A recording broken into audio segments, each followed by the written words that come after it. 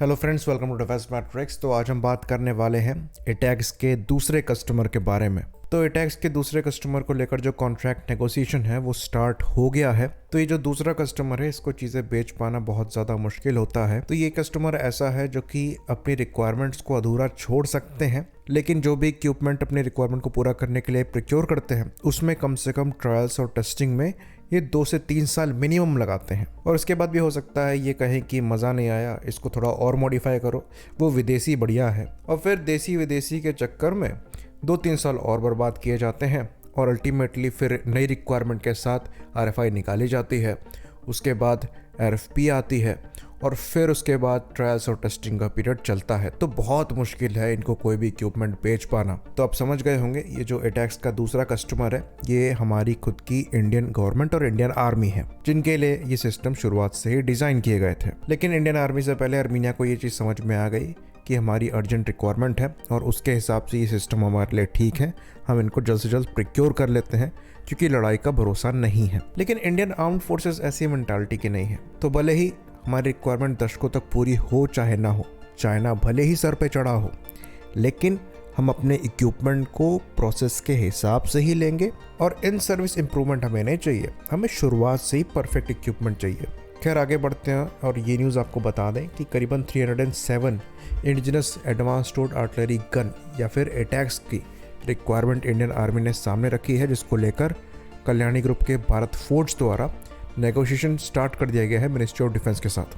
Finally जो technical evaluation process है वो कंप्लीट हो गया है और कॉन्ट्रैक्ट नेगोशिएशन स्टार्ट हो पाया है। ये चीज़ भारत फोर्ज ने स्टॉक एक्सचेंज को इन्फॉर्म करी है। तो ये चीज़ हम जानते हैं कि ये जो एटैक्स हैं इनको भारत फोर्ज और टाटा ग्रुप द्वारा बनाया जाता है और यहाँ पर दोनों को ही कॉन्ट्रैक्ट दिया जाएगा। इसमें से जो लोएस्ट बिडर होगा वो 60% कॉन्ट्रैक्ट की पूर्ति करेगा और उसके बाद जो बचा हुआ वेंडर है वो 40% रिक्वायरमेंट को पूरा करेगा। तो यहाँ पर जो लोएस्ट बिडर है ये भारत फोर्ज है, जिन्होंने नेगोशिएशन स्टार्ट कर दी है।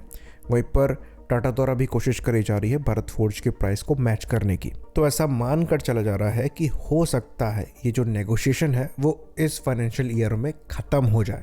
बाकी भारत फोर्ज का जो कॉन्फिडेंस लेवल है वो थोड़ा हाई इसलिए भी है क्योंकि अर्मीनिया को पहले ही ये गन बेच चुके हैं और फर्दर अर्मीनिया द्वारा इस गन के बड़े ऑर्डर्स दिए जा सकते हैं। तो ये बात हम आपको बता दें कि इंडियन आर्मी की जो एक्चुअली टोड आर्टिलरी गन्स की रिक्वायरमेंट है ये ऑलमोस्ट 1500 गन्स की है और खाली 307 अटैक से ली जा रही हैं। इंडियन आर्मी जो अपनी मेन रिक्वायरमेंट है उसको पूरा करने के लिए नई टोड गन सिस्टम्स पर डिपेंडेंट है, जहाँ पर रिक्वायरमेंट ये रखी गई है कि वजन जो है वो 15 टन से कम होना चाहिए। तो अटैक्स के फर्दर ऑर्डर दिए जाएंगे, इसके चांसेस यहाँ पर कम ही नजर आते हैं। इवन जो इंडियन आर्मी है वो almost Israeli Albert Ethos gun को प्रोक्योर कर चुकी थी करीबन 400 के नंबर पे, लेकिन DRDO द्वारा वो चीज़ अपोज करी गई थी और ये आर्ग्यूमेंट रखा गया था कि हमारी जो अटैक्स है ये एथॉस से बेटर परफॉर्मिंग गन है। और ये चीज़ एक्चुअल में थी। जो फिजिकल परफॉर्मेंस है जिसमें चाहे ट्रैवर्सिंग एंगल हो, रेट ऑफ फायर हो या फिर फायरिंग डिस्टेंस हो, ये अटैक्स का एथॉस के कंपैरिजन में बेटर है। और इवन ये भी डेमोन्स्ट्रेट करके दिखाया गया कि जो नए GTV व्हीकल्स हैं ये करीबन 20 टन के आसपास टो करने में सक्षम है और इजीली अटैक्स को टो करके ये पॉइंट A से पॉइंट B ले जा सकते हैं। लेकिन आर्मी ने कहा नहीं, ये तो भारी है, हमको 15 टन से कम चाहिए। तो ऐसा लगता है कि एथॉस का ही टेम्पलेट उठाकर रखा गया है इस RFI के लिए। खैर अब कुछ रिपोर्ट्स इसमें भी आ रही हैं कि अटैक्स के एक लाइटर वर्जन पर काम किया जा रहा है जो कि इस रिक्वायरमेंट को पूरा करने में सक्षम होना चाहिए। तो जो एल्बिट सिस्टम के साथ ये एथॉस का कॉन्ट्रैक्ट साइन करने वाले थे उसके अंतर्गत जो 400 गन ये शुरुआत में लेते तो उसमें करीबन 70% परसेंटेज ऑफ इंडिजनाइजेशन इनको मिलता और फर्दर यहाँ पर कंप्लीट TOT की बात चल रही थी करीबन 1180 जो टोटल रिक्वायरमेंट है उसको पूरा करने पर, और वो गन सस्ती भी थी। तो आर्मी का जो पर्सपेक्टिव था वो ये था कि टेक्नोलॉजी भी यहाँ पर मिल रही है, गन भी जल्दी आ रही है और सस्ती भी है, लेकिन हमें लॉन्ग टर्म पिक्चर देखनी है। अगर आप इंडिजिनस R&D को सपोर्ट नहीं करेंगे तो वहाँ पर फ्यूचर कोई डेवलपमेंट होगा भी नहीं और आप डिपेंडेंट ही रह जाएंगे।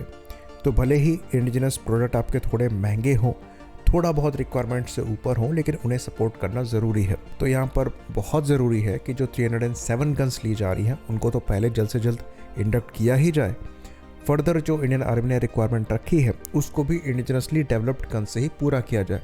तो जो अटैक्स का लाइटर वर्जन आएगा उससे ये रिक्वायरमेंट पूरी करी जा सकती हैं।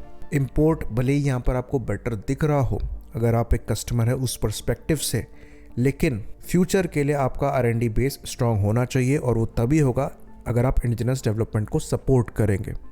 होपफुली इस डायरेक्शन में हम आगे बढ़ें और एग्रेसिवली इंडिजिनस प्रोडक्ट को सपोर्ट करें। आई होप इन्फॉर्मेशन यहाँ पर क्लियर रही हो। इसी बात पर इस वीडियो को हम ख़त्म करेंगे। लाइक करिए, सब्सक्राइब करिए। जय हिंद।